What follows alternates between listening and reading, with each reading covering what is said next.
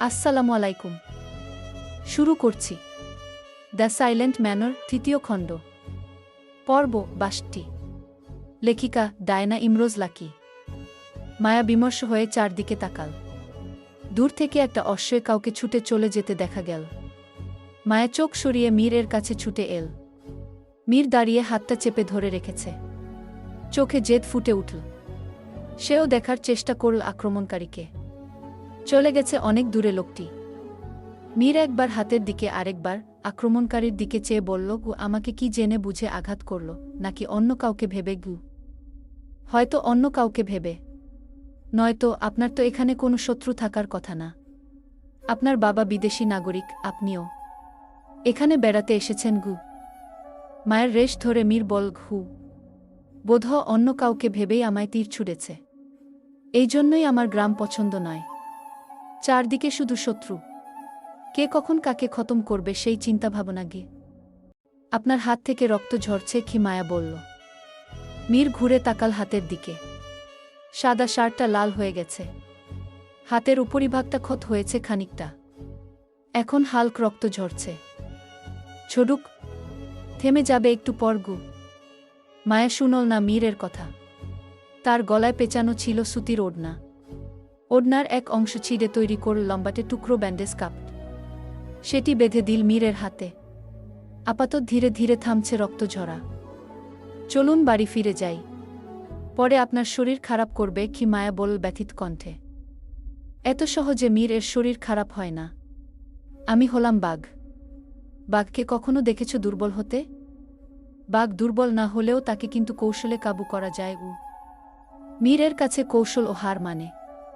ধরে ফেলি অন্যর কৌশল। গো ছাই কি? মায়া তোয়াক্কা না করে মীরের প্রসঙ্গ উড়িয়ে দিল। হরিণ শিকার হল। চলুন জঙ্গলের ভেতরে যাই। জঙ্গলের ভেতরে জঙ্গলই থাকতে পারে। সুন্দরী মেয়েদের দেখলেই ঝাঁপিয়ে পড়ে। এরপর ওরা যদি তোমাকে আক্রমণ করে? কি আপনি আছেন কি করতে? আমাকে বাঁচাবেন? গু বয়ে গেছে ছি বলে মীর একটা সিগারেট ধরাল। সিগারেট ফুঁকতে ফুঁকতে জঙ্গলের ভেতরের পথে এগো। মায়া পিছু নীল। পিছু থেকে মীর এর দিকে প্রশ্ন ছুড়ে, এত বেশি সিগারেট খান কেন? বদ অভ্যাস ত্যাগ করুন, নয়তো পরে ক্ষতি হবে। কি কত ক্ষতিই তো না চাইতে হয়। জেনেও না হয় কিছু ক্ষতি বয়ে আনা যাক। আপনার বাবা তো ভালো মানুষ, উনি তো ধূমপান করেন না। আপনি করেন কেন? বাবা আমার মাকে পারিবারিকভাবে বিয়ে করেছিল, প্রেম করে নয়। কিন্তু আমি তো বিয়েই আগে থেকেই আমার হবু বুকে ভালোবাসি। মায়া মীরকে মনে মনে শেয়ানা বলল। মীর ঘুরে মায়ের দিকে চেয়ে বল, পেছনে কেন? পাশে এসে হাঁটো। গো মায়া অনুমতি পেয়ে মীরের পাশে হাঁটা শুরু করল। দুজনের হাতে অশ্বের লাগাম ধরা। যেদিকে যাচ্ছে অগ্নিল পিছু পিছু হাঁটছে। ঘন জঙ্গলের মধ্যে মায়া আজ প্রথমবার প্রবেশ করল। এর আগে শুধু হাত কয়েক পথ পর্যন্ত এসে তাকে থামতে হয় বিষাক্ত সাপের জন্য। জঙ্গলের ভেতরের অংশে বেশিরভাগ মৃত গাছ, ছোট্ট ছোট্ট গাছ। কিছু বড় মোটা জাতীয় গাছগুলো কাঠের জন্য নিশ্চয়ই কাঠুরিরা কেটে নিয়েছেন। সেই চিহ্ন এখনও রয়ে গেছে। দূরে হরিণ ছুটছে। কিছুক্ষণ আগে একটি হরিণ শিকার হতেই বাকিদের মধ্যে যেন ভয় জমে গেছে। মীর সিগারেট ফেলে দেয়া। মায়া বলল, গু এত সিগারেট খেলে বিয়ের আগেই আপনার বউ বিধবা হয়ে যাবে। গু হোক, তাই বলে তার জন্য নিজের অভ্যাস ত্যাগ করতে পারব না। গু সে আপনার অভ্যাস নয়। হু যেদিন তাকে বিয়ে করব, বিয়ের প্রথম রাতে সে যদি আমার শর্ত মানতে রাজি হয়, তবে শর্ত অনুযায়ী আমিও সিগারেট খাওয়া ছেড়ে দেব। কারণ সেও সিগারেট খাওয়া পছন্দ করে না। গি কোনো মেয়েই সিগারেট খাওয়া পছন্দ করে না। গে যে মেয়ে সিগারেট খাওয়া ছেলেদের পছন্দ করে না, সে কোনো মেয়ে জাতের মধ্যেই পড়ে না। গি কিছু দূর তারা হেঁটে গেল। একটা কূপের সামনে গিয়ে দুজনে থামে। মায়া চারদিকে একবার তাকায়। ক্লান্ত ভঙ্গিতে বলল, শুধু শুধু এত দূর হেঁটে আসলাম। না জঙ্গলীদের দেখলাম, না সুন্দর কোন দৃশ্য। মীর কিছু বলল না। দীর্ঘক্ষণ পথ হাঁটার পর শরীরের এক অনিবার্য তাগিদ থামতে বাধ্য করল তাকে। চারপাশে শুধু গাছগাছালি আর পাখির ডাক। মানুষের কোনো চিহ্ন নেই। সে একটু ঘন পাতার আড়ালে সরে যেতে চাইল। সে পা বাড়াতেই মায়া বলল, ওদিকে কোথায় যাচ্ছেন? দাঁড়াও, 1 মিনিট আসছি। না, 1 মিনিটে অনেক কিছু হয়ে যেতে পারে। কোনো জন্তু জানোয়ার এসে আমাকে যদি আক্রমণ করে? আপনার সাথে নিয়ে চলুন গু। মীর ঠোঁট কামড়ে আবার ছেড়ে বিটবিট করে বলল, কি মেয়ে মানুষ নিয়ে কোথাও বের হওয়া মহা মুশকিল। কিছু বললেন? না, অদৃশ্য ভূতের সাথে কথা বলছিলাম। আমি একটু হালকা হতে যাচ্ছিলাম। খিমির আঙ্গুলের ইশারায় মায়াকে বোঝাল। মায়া বুঝতে পেরে নাক কুঁচকে ফেলে। মীর ফের বলল, তুমি নাকি সুন্দর কোনো দৃশ্য দেখনি, তো আমার সাথে চলো। কঠিন দৃশ্য দেখাই উ। দরকার নেই, আপনি যান উ বলে মায়া অন্যদিকে ঘুরতেই মীর আঙুল তুলে মায়ের দিকে তাকিয়ে বলল, কু এসে যেন তোমার মুখ না দেখি গু। মীর ছোট ছোট গাছের পাতার আড়ালে থেকে কয়েক মুহূর্ত পর ফিরে আসল। কিন্তু তার চোখ যখনই মায়াকে খুঁজল সে থমকে যায়। আকস্মিক হকচকিয়ে গেল। কোথাও মায়া নেই, শুধু তার অশ্ব একাকী দাঁড়িয়ে আছে। মীর উদ্বিগ্ন হয়ে পড়ল। ঘুরে ঘুরে এদিক ওদিক তাকাল। যতদূর চোখ যায় ততদূর পর্যন্ত তাকায়। কোথাও মায়াকে দেখা গেল না। মীর ডাকা শুরু করল চেঁচিয়ে চেঁচিয়ে। তার সাথে অগ্নিল যোগ দিল। ও হ্রেষাধ্বনি তুল, যেন বলতে চাইছে মায়াকে ও দেখেছে। মীর ডেকে ডেকে একদিকে ব্যস্ত পায়ে হাঁটতে শুরু করে। কণ্ঠে তার একটি শব্দ বারবার প্রতিধ্বনিত হচ্ছে, মায়া। মীর মায়াকে কোথাও দেখল না। ক্ষুদ্র সময়ে তাকে আতঙ্কে জড়িয়ে নিল। ঘন ঘন দম ফেলছে। এখনই এখানে ছিল মেয়েটি। 1 থেকে 2 মিনিটের মধ্যে মেয়েটি কোথায় যেতে পারে? হয়তো ইচ্ছে করে কোথাও চলে গেছে, কেননা কোনো জন্তু জানোয়ার আক্রমণ করলে চিৎকার করত, অশ্ব হ্রেষাধ্বনি তুলত। সেরকম কিছুই ঘটেনি। তবু মীর খানিকটা চিন্তিত হল। শরীরের শক্তি ছেড়ে ফিরে গেল অশ্বের কাছে।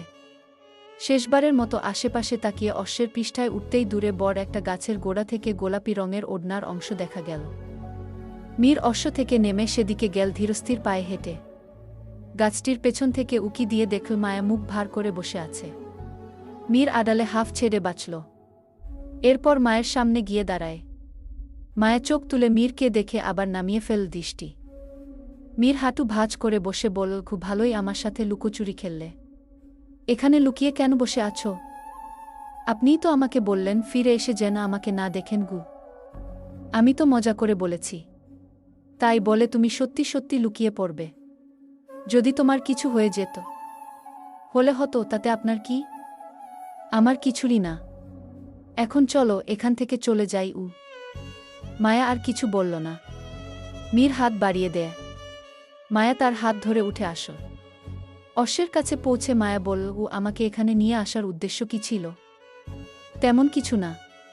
তোমার বিয়ের বাকি আর মাত্র 72 ঘন্টা। এরপর তো তোমাকে আর পাব না। তাই একটু স্মৃতি তৈরি করলাম। খালাতো বোনের সাথে কি বলে একগাল হাসল মীর। অন্যদিকে মুখে হাসি নেই আহির মির্জার। মিলন খুনের সময়টা আজ দীর্ঘদিন হয়ে গেছে। এখনও সঠিক কোনো তথ্য সে জোগাড় করতে পারেনি। আজ যাবে কামার ওসমান আহমেদের বাড়ি। লোকটি বেঁচে নেই। ছেলেপেলে নিশ্চয়ই কেউ আছে। জিজ্ঞাসাবাদ করলে কোনো না কোনো তথ্য ঠিক মিলবে বলে আশাবাদী আহির। সাথে তার সহকর্মী অরুণ। অরুণ আহিরকে ছেড়ে আর ঢাকা যাবে না। বলেছে মিলন হত্যার রহস্য এবং মায়ের বিয়ের পরেই যাবে। আহির অরুণকে জোর করল না শহরে ফেরার জন্য। তারা কামার ওসমান আহমেদের বাড়িতে আসল 8 ঘণ্টার ভেতরে। আলিমনগর বাজারের কিনারায় দাঁড়িয়ে থাকা কাঠের বাড়িটা যেন সময়ের হাত এড়িয়ে যাওয়া এক স্মৃতি।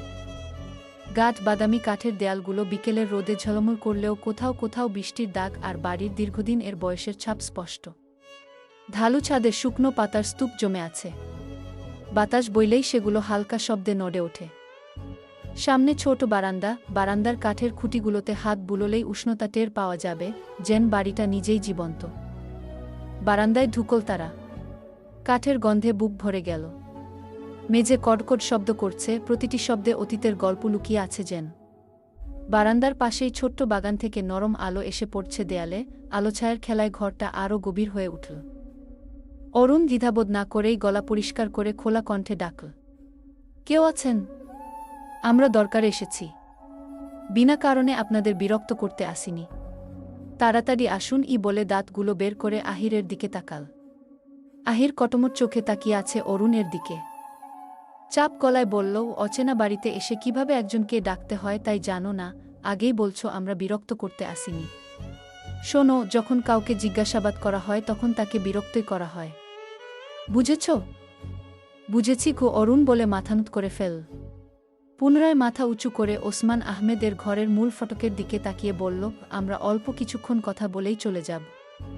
এখন আসুন। কি কথাগুলো? অরুণ মিনমিনিয়ে বলল। আহির অরুণের কাণ্ডকারখানা দেখে নিজের কপাল নিজেই চামড়ায়। ঘরের ভেতর থেকে একজন তরতাজা যুবক বেরিয়ে এল। গায়ের রং কুচকুচে কালো, পরনে সাদা রঙের লুঙ্গি, ময়লা জমে সাদা থেকে ধোঁয়াশা হয়ে গেছে, ফতুয়ার রংটাও কালচে। বয়স দেখে বোঝা যাচ্ছে ৩০-এর ঊর্ধ্বে। যুবকটি লুঙ্গি ধরে আহিরের সামনে এসে দাঁড়ায়। বলক ডাকছেন কির লিগা? অরুণ আহিরকে সরিয়ে দিয়ে বলল, আমি ডেকেছি। আমি গোয়েন্দা, আপনার বাবার হত্যার তদন্ত করতে এসেছি। যুবকটি প্রথম অরুণকে পর্যবেক্ষণ করল। বলল, আপনারে দেইখা তো গোয়েন্দা মনে হয় না, চালা চালা লাগে গু। আহির এহেন কথা শুনে আড়ালে হাসল। অরুণ অপমানিত বোধ করল। ঘাট ঘুরিয়ে একবার আহিরকে দেখল। পুনরায় যুবকটির দিকে তাকিয়ে টান টান গলায় বলল, আমাকে চালা চালা মনে হচ্ছে? আপনার সাহস তো কম নয় গু। অরুণ থেমে গেল। রাগে গজগজ করতে করতে পুনরায় বলল, জানেন এই পর্যন্ত আমি কটা কেস সমাধান করেছি? মিনিমাম 50টা গু। যুবকটি স্বাভাবিক ভঙ্গিতে বলেন, কেমনে সাহায্য করবার পারি? আপনার বাবা কিভাবে মারা গেছে? অরুণের প্রশ্ন শুনে কিঞ্চিত আশ্চর্য হল যুবকটি। আহির এবারও হাসি ধরে রাখতে পারল না। আহির অরুণের কানের কাছে মুখ নিয়ে ফিসফিসিয়ে বলল, এভাবে প্রশ্ন করলে তোমাকে জনগণ পেটাবে গু। কেন স্যার? তুমি প্রথম বলেছ আপনার বাবার হত্যার তদন্ত করতে এসেছি, দ্বিতীয়বার আবার জিজ্ঞেস করলে আপনার বাবা কিভাবে মারা গেছে।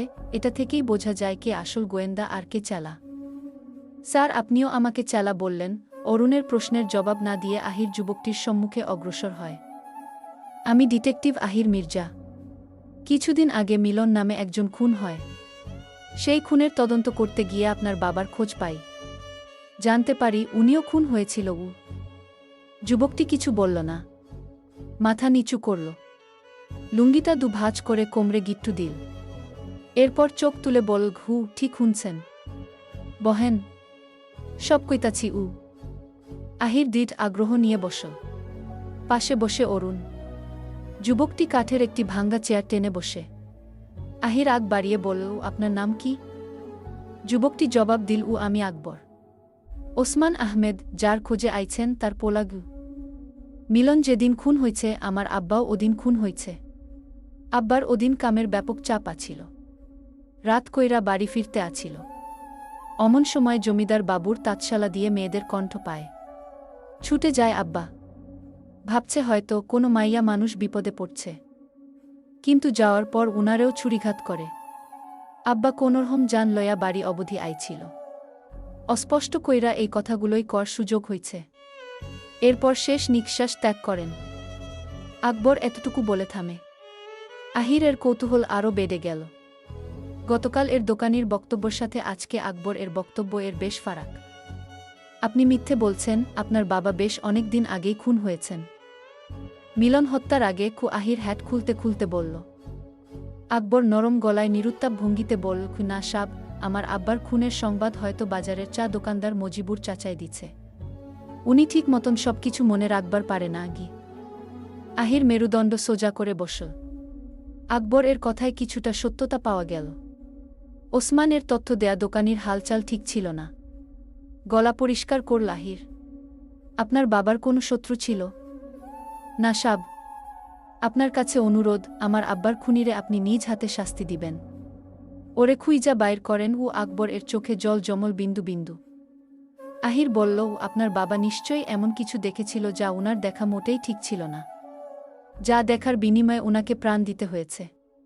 আচ্ছা, উনি মৃত্যুর আগে আর কিছু বলে যেতে পেরেছিল? মানে কে বা কারা উনাকে হত্যা করেছে? আকবর বিমোহিত চেহারায় কিছু ভাবল। ভেবে সেকেন্ড কয়েক পর জবাব দিল, কি জমিদার বাড়ির এইটুকু শুধু কইতে পারছিল। আহির গভীর চিন্তায় ডুবে দিল। বা হাতের তালুতে ভর রেখে ঠোঁটের ফাঁকে কনিষ্ঠ আঙুল প্রবেশ করাল। মুহূর্তে হাত সরিয়ে জিএস লেখা ছুরিটি বের করল।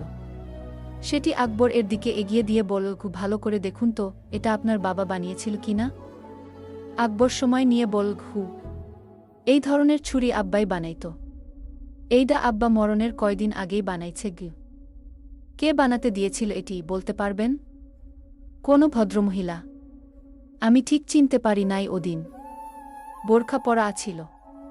রূপোর ছুরি বানাইতে তো একমাত্র টাকাওয়ালারাই পারবে, কোনো সাধারণ মানুষ না গি। কোনো সাধারণ মানুষ যদি মুখোশের আড়ালে থেকে অন্যায় কাজ করে, সেই কালো টাকা দিয়ে স্বর্ণের ছুরিও বানানো যায়। আপনি ঠিক কইছেন সাব বলে আকবর পরপর কয়েকবার পলক ফেল চোখে। মাথা নুইয়ে লুঙ্গি দিয়ে ঘাম মুছল। কোনো কারণে ভয়ে পেয়ে গেছে হঠাৎ যেন। আর কিছু জানার আছে সাব আহির মুখের অভিব্যক্তি পরিবর্তন করে ফেল। কঠিন করল দৃষ্টি। কর্কশ শব্দে গলা থেকে শব্দ বের করল, আপনি এতক্ষণ মিথ্যা বলেছেন। আপনি আপনার বাবাকে হত্যা করেছেন। আপনি এক সময় আমজাদ চৌধুরীর কারখানায় কাজ করতেন, এরপর একদিন তার সাথে ঝগড়া হয়, আপনাকে বের করে দেয়া হয় তার কারখানা থেকে। তাই উনার উপর প্রতিশোধ নিতে নিজেই নিজের বাবাকে উনার গুদামঘরে আটকে মেরে ফেলেছেন। আর এই কাজে আপনার সঙ্গী ছিলেন আপনার স্ত্রী। এই জন্য সেদিন রাতে আশরাফ আলী ও পথ থেকে ফিরতে আপনার স্ত্রীর কণ্ঠ পান গো। আকবর এর শরীর কেঁপে উঠল থরথর করে। চোখ দুটো রক্তিম হয়ে গেল। বসা থেকে উঠে আহিরের সামনে বসে বল, কি বলছেন সাব এসব? আমি কেন আমার আব্বারে মারমু? আহির রহস্যময় হাসি দিল। কারণ ওই দিন রাতে আপনার মূল প্রথম লক্ষ্য ছিল মিলন। মিলনকে সেদিন রাতে ঘর থেকে ডেকে নিয়ে গিয়েছিলেন আপনি। এরপর আপনি তাকে হত্যা করেন। কিন্তু দুর্ভাগ্যবশত সেই দৃশ্য দেখে ফেলে আপনার বাবা। এরপর যখন আপনার বাবা আপনাকে বাধা দিতে যায়, তখন তাকেও উপরে উঠিয়ে দিলেন। আর এতক্ষণ মিথ্যা বয়ান দিচ্ছিলেন। আমি আহির মির্জা কোনো কাঁচা গোয়েন্দা না। সবকিছু আমি গতকাল রাতেই হিসেবে মিলিয়ে পেয়ে যাই। মীর ইজি চেয়ারে বসে বসে দোল খাচ্ছে। নিচে থেকে অতিথিদের কোলাহল এর শব্দ ভেসে আসছে। জয়ন্তন বেগম এর আত্মীয় স্বজন, শালুক, শাহানারা সহ সবার আত্মীয়রা ইতিমধ্যে এসে হাজির হয়েছে। সবাই মেহেন্দি পড়ছে হাতে। তবে মেহেন্দি অনুষ্ঠানে মায়া তখনও হাজির হয়নি। মন তার ভীষণ ভার। মীরকে বলেছিল সেখানে উপস্থিত থাকতে, থাকেনি। কোনো কারণে সেও উদাসীন। বুলবুল আসে তার ঘরে। তখন এক কাপ চা চেয়ে এসেছিল। বুলবুল চা এনেছে। মীরকে দিলে গিয়ে। মীর নীল না। বুলবুল পাশের টেবিলে রাখে। মীরকে চুপচাপ দেখে প্রশ্ন ছুড়ল, আপনার মন খারাপ? প্রশ্নটা করার পর জবাবের আশায় অনেকটা সময় পার হয়। বুলবুল তারপরও বেহায়ার মতো অপেক্ষা করছে। জবাব মিলছে না। বুলবুল পুনরায় বলল, মীর বাবু, মন খারাপ, সবাই নিচে মজা করতেছে, আর আপনি এখানে একা, চুপচাপ। এতক্ষণ পর যেন প্রশ্ন শুনল সে। নড়চড়ে বসে ঘাট ঘুরিয়ে তাকায় বুলবুলের দিকে। বলল, জানিস বুলবুল, কখনো আমি বাজে কিছু চিন্তা করি না। যা হবে ভালো হবে, সবসময় সুধারণা রাখি। কিন্তু তারপরও কেন এতটা কঠিন দুঃস্বপ্ন দেখলাম? ঘুমের ঘোরে স্বপ্ন নিয়ে ভাববেন না। এগুলো সারাদিনের কাজবাজ চেতনা থেকে আসে গি। কিন্তু আমি তো খারাপ কিছু ভাবি না। তবে কেন সেসব দেখলাম? কি দেখলেন? এখন এসব বলতে ভালো লাগছে না। চলে যা। বলুন। হালকা লাগবে। একাকী ভাবলে মন ভার হবে, মাথা ব্যথা হবে। মীর বলার জন্য প্রস্তুত হল। বুলবুল তার সামনে এগিয়ে দাঁড়াল। মীর বলল, বাড়িতে সবাই বিয়ের আয়োজন করছে, কিন্তু আমি স্বপ্নে দেখলাম অন্য কিছু গু। অন্য কিছু কি? কারো শেষ বিদায়ের আয়োজন করছে কি? মীর এর অভিব্যক্তি পরিবর্তন হয়ে গেল। মলিন হল চোখ দুটো। বুলবুল কিছুক্ষণ মাটিতে, এরপর মীর এর দিকে চেয়ে বলল, বাবু, আমিও কদিন যাবত একই স্বপ্ন দেখতেছি। হয়তো শয়তান দেখায়। মীর ব্যস্ত কণ্ঠে বলল, রাফিদ কোথায়? নিচে কাজ করছে হয়তো। বোনের বিয়ে বলে কথা গি। ওকে উপরে পাঠাও। বলো আমি ডাকছি গু। বুলবুল মাথা কাত করে সম্মতি জানিয়ে ছুটে গেল নিচে। আবার এক দৌড়ে ছুটে এল। মীরকে জানালো, বাবু, রাফিদ দাদা নাকি সেই কখন বেরিয়েছে। মালকিন বল, একজন এসে দরকারি কথা আছে বলে ডেকে নিয়ে গেল বলে দম ছাড়ে বুলবুল। মীর মর্মাহত কণ্ঠে বলল, ও শিট, যা ভয় পেয়েছিলাম তাই হলো। এরপর সেও ছুটে ঘর থেকে বের হয়ে যায়। রহস্য শেষ সমাধানে। আমরা ধীরে ধীরে দ্য সাইলেন্ট ম্যানর ওরফে রাখাল বাসিওয়ালা উপন্যাসের শেষ পর্যায়ে। অপেক্ষা করছে দুর্দান্ত কিছু। কে কত তারিখে রহস্য উন্মোচনে যুক্ত হলে থাকলে মন্তব্য করিও। হয়ে যাক স্মৃতি বিচারণ।